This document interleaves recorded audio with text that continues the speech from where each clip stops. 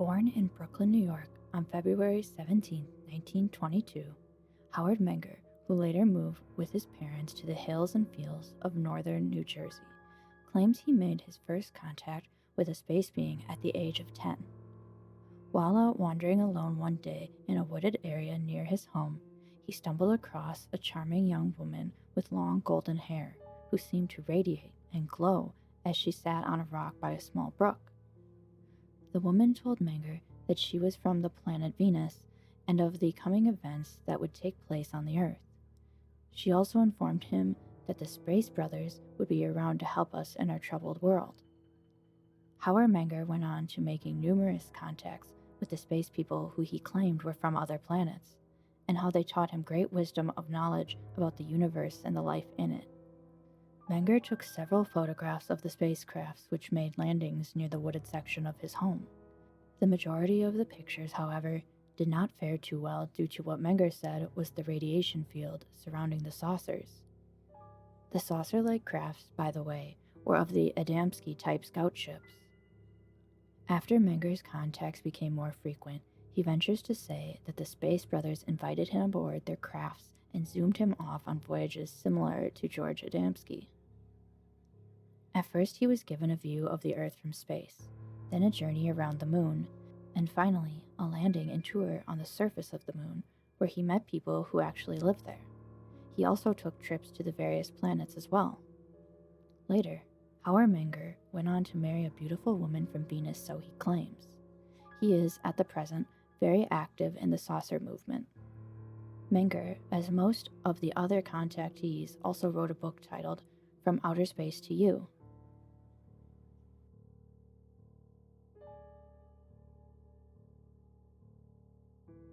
Now this next one I'm adding, I find extra interesting, because not that long ago in recent news, something similar happened in Miami. Alien being at Florida shopping center. Could it be that the space people are dropping in on Miami a bit early for Jim Moseley's upcoming National UFO Conference?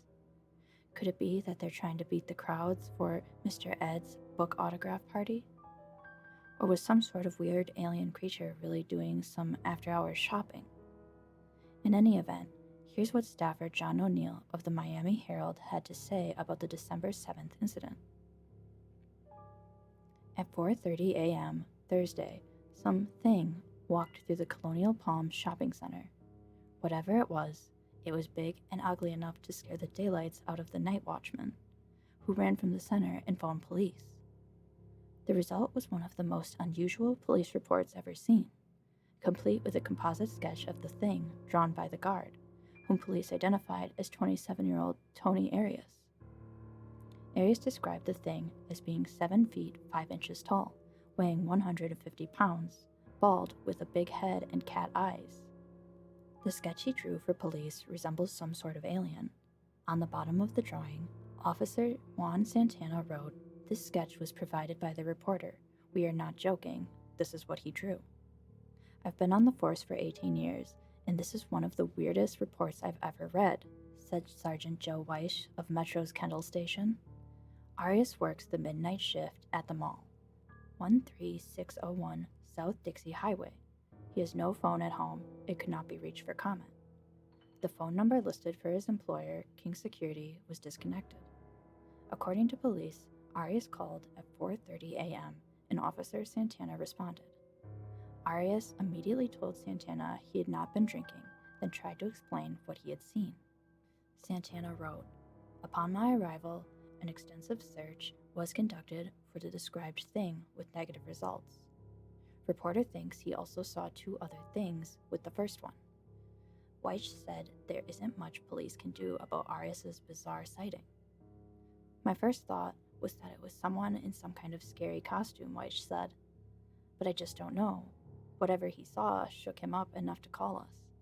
There are no plans to open a special hotline for any additional sightings of the thing," police said. Large lighted object reported in Wisconsin. This very interesting report comes from the October 12th issue of the Hillsboro, Wisconsin Century Enterprise and was written by staffer Stephen J. Stanek. strange visitor recently appeared in the skies over Hillsborough. One warm night in the latter part of August, Betty and Harley Pliner watched an unidentified flying object for over 5 minutes as it hung motionless in the night air above the city. I worked for the Knights of Columbus that night, helping out with the bingo at the community center, recalls Harley. I drove home about 10:30. I put the car in the garage and walked up the sidewalk toward the house when I saw this big thing in the sky. Harley was startled to observe a large lighted object hovering above some trees across the street from his house on Mill Street. It was on the other side of Elbridge's house, he continued. It was stationary, and it wasn't making a sound. It was round and covered with red and blue lights. I ran in the house and yelled at my wife, and she came out and looked at it. Betty Pliner described the object as having a million lights all around it, but they were all blinking. I thought it was beautiful. They never quit flashing. They just kept flashing. I know it was no plane. They can't hang in the air like that. A helicopter would make noise, but this didn't. The couple estimate they watched the strange lighted object for nearly 5 minutes before it slowly moved away. I was going to jump in my car, reveals Harley, but it moved out of sight. I was going to chase it. When it disappeared over the tree, said Betty, he thought he saw another light, so he went clear across the road looking for it. I would have been afraid, but I guess when you see a spectacle like that, you're too astonished to be afraid. Though Harley continued to look, the UFO had apparently vanished, returning to whence it had come. Later, he wondered why he and his wife alone were privy to the unusual phenomenon. I'm surprised that nobody else ever saw it, he commented. Betty won't speculate on whether or not the object she observed originated in outer space. I don't think it was from around here, though, she remarked. It was weird. It was nothing we had ever seen. The couple's brief glimpse of the unknown proved tantalizing, and they hope that maybe someday they'll get a second chance to view an unidentified flying object. We've looked every night, reports Betty, but haven't seen it since.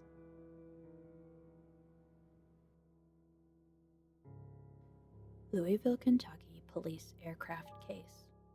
2 Jefferson County Air Unit police officers, described by their lieutenant as solid guys, swear they had a 2-minute dogfight with a UFO during a routine patrol Friday. 2 officers on the ground said they too spotted the object. The UFO, a pear-shaped object about the size of a basketball, literally flew circles around the helicopter, even though the flyers say they were approaching 100 miles per hour. In one blinding moment, when both craft were hurtling towards each other, the UFO shot 3 basketball-sized fireballs out of its middle. All 3 officers said the fireballs fizzled into nothing. Officers Kenny Graham and Kenny Downs haven't talked much about their Friday night flight over General Electric Appliance Park because they fear few will believe them. But they're convinced they weren't hallucinating. Officer Mike Smith, in his squad car below, said he saw the object for only about a minute, but confirmed the UFO shot 3 fireballs into the air and then disappeared. Officer Joe Smileski said he tried for more than a minute to catch up to the object in his squad car. I've been looking for him for 14 years, and I guess this is the closest I've come to something I can't explain. The night started out like every other night. Grams and Down got to work around 6 p.m. and were soon in the air flying a routine patrol. While in the air, they received a call about a possible break-in near Sanford Avenue and Bank Road. They flew off and quickly reached the area, which is near Appliance Park, around 11:50 p.m. As they circled, Graham saw something that looked like a small fire off to his left. Dozens of bonfires had been lit by revelers delighting in the new snowfall, but Graham soon decided it wasn't a fire. Downs shined his 1.5 million candle power spotlight on the object, which began to drift back and forth like a balloon as the light washed over it. Then it gradually floated up to the helicopter's elevation, about 500 feet above the ground, where it hovered for a few seconds. Then it took off at a speed I've never seen before, said Graham. The object made 2 huge counterclockwise loops and finally approached the helicopter's rear. Graham, afraid the object would ram his tail rotor, pushed his speed above 100 miles per hour. The UFO shot past them and instantly climbed hundreds of feet in the air. It descended again and flew close to the helicopter. Graham tried to close the gap between the object, and it again flew away. As the UFO approached, the 3 fireballs burst out of its core. Scared, Graham banked away from the object. When we came back around, it was gone, Graham said.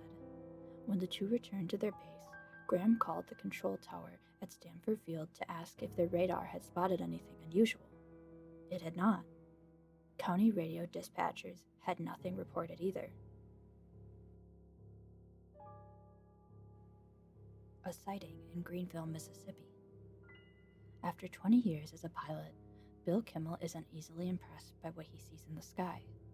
Fiery meteors, planets that sometimes seem to move, and satellites crossing the heavens on their computerized routes, all just part of the skyscape for Kimmel.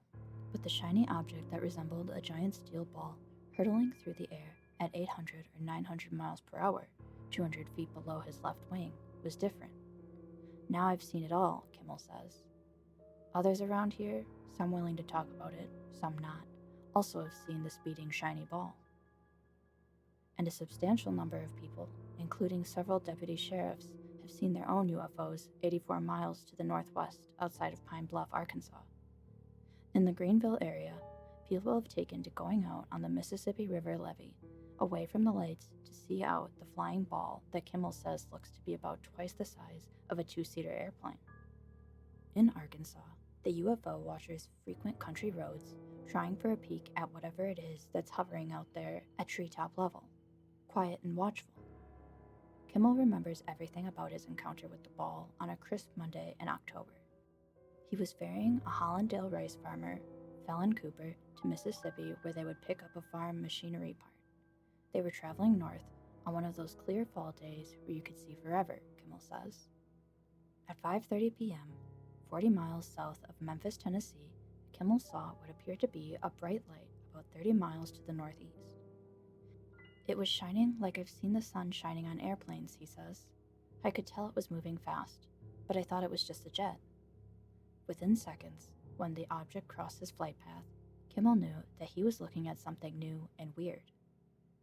It was a solid round metal ball about twice the size of a light twin-engine airplane. No cockpit, no wings, no tail section. When it got behind me, the sun silhouetted the thing. I watched it for 2 or 3 seconds, and it disappeared, like they put it in high gear. Just disappeared, Kimmel says, amazement in his voice. I know it sounds weird, but that's what happened. Cooper saw it too, and was equally amazed. Lee Abide Jr., a Greenville area crop duster, says he saw the same thing a few days earlier. I look up and see this thing, he says. It moved quickly to the right and then to the left. It was round. It was more orange than yellow. And then the sphere, which Abide estimates was 90 feet in diameter, was gone. I was fascinated, he said. It's something from another universe. It wasn't long, Abide said, before locals began showing up on the levee with binoculars, waiting to see something. Kimmel says 2 other pilots have told him they've also seen UFOs. UFOs began popping up around Pine Bluff on October 23rd. The sheriff's office received a call from a woman who says she saw a UFO. Sergeant Bernard Adams went out for a look, and there it was. It looked like it was 150 to 200 feet above treetop level, Adams says. When we saw it, it was over southwest Pine Bluff. It looked like it would hover up a little bit, then it would hover down a little bit.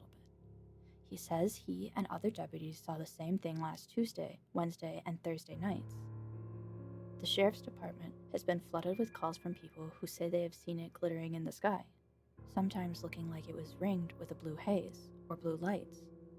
The FAA has told police the object didn't show up on radar, perhaps because it was too low. Charles Heeman, institutional assistant at the University of Arkansas Planetarium in Monticello, says he hasn't seen the UFO, but he may have an explanation, at least for the Pine Bluff sightings. What people may be seeing is Venus, which picks up bright sunlight this time of the year and appears low near the southwest horizon. Venus can look like it is moving, Heeman says, because gases in the Earth's atmosphere play tricks on skywatchers. But those who have seen the object say it is extremely close, not millions of miles away.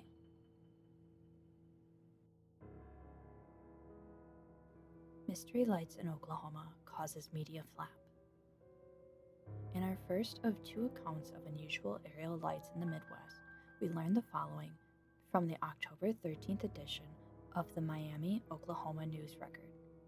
A full moon this Friday the 13th awaits skywatchers venturing out tonight to get a glimpse of the mysterious lights that have been reported over the Miami and Commerce area since Tuesday night.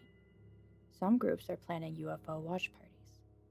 The lights seen this week in the skies to the imagination of area residents and network and syndicated television shows.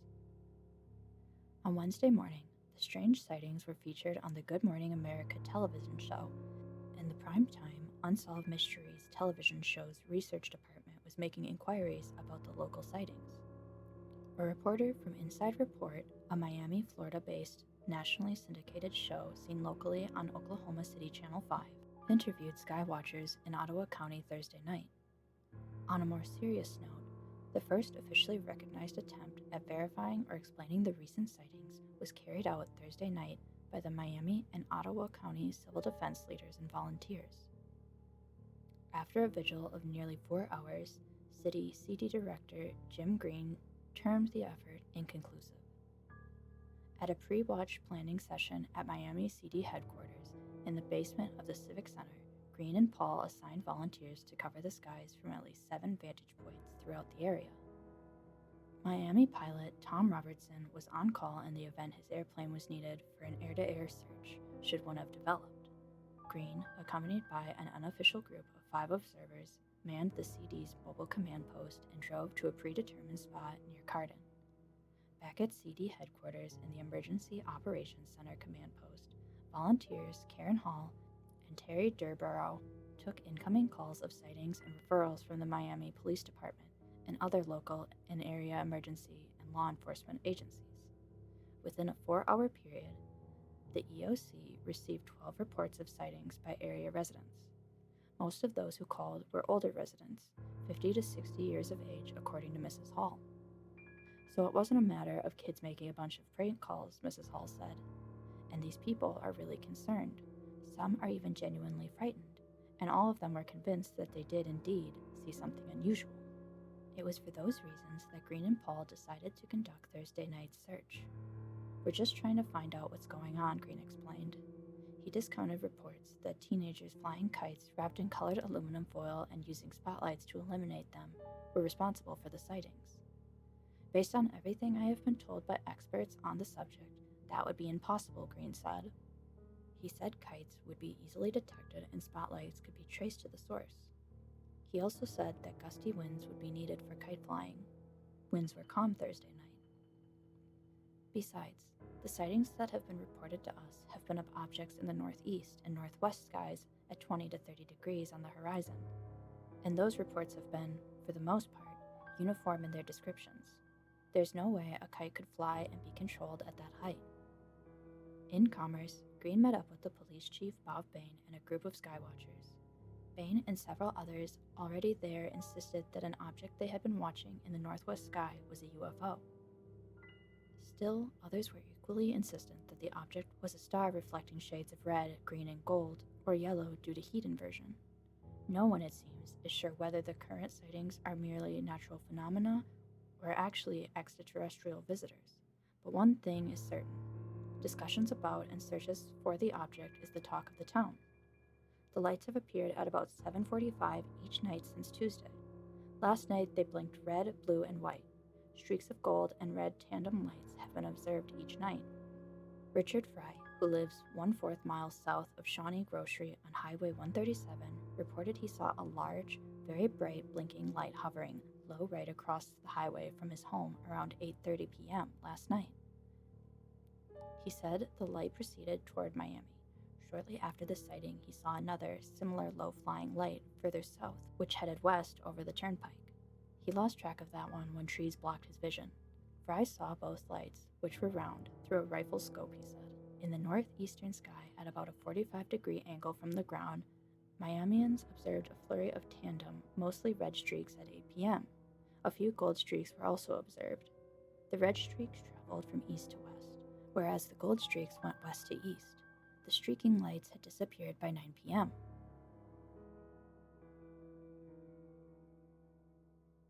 Thank you for listening to this video. I hope you liked it. If you want more of these videos, make sure to leave a like and subscribe to me. If you have your own scary story to share, please leave it in the comment or go to my Reddit page, r/ihaveaspookystory. Maybe your story will be in the next video. Good night, sleep tight, and don't let the shadows